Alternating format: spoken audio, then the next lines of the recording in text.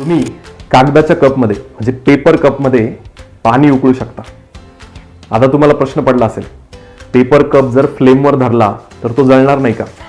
खरंय, एक साधा पेपर कप जर तुम्ही फ्लेमवर धरला तर तो लगेच जळून जाईल.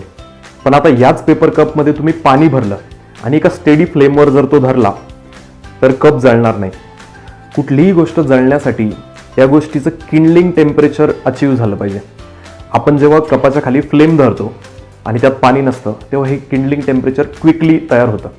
पण जेव्हा कपात पाणी असतं त्यावेळी पाण्याच्या क्विक हीट ॲब्झॉर्बिंग कॅपॅसिटीमुळे कपाचं किंडलिंग टेम्परेचर तयार होण्याच्या आधीच पाणी त्या उष्णतेला शोषून घेतो आणि कप जळण्याच्या ऐवजी पाणी गरम व्हायला लागतं आणि हळूहळू पाणी पूर्ण उकळेपर्यंत कप काही जळत नाही.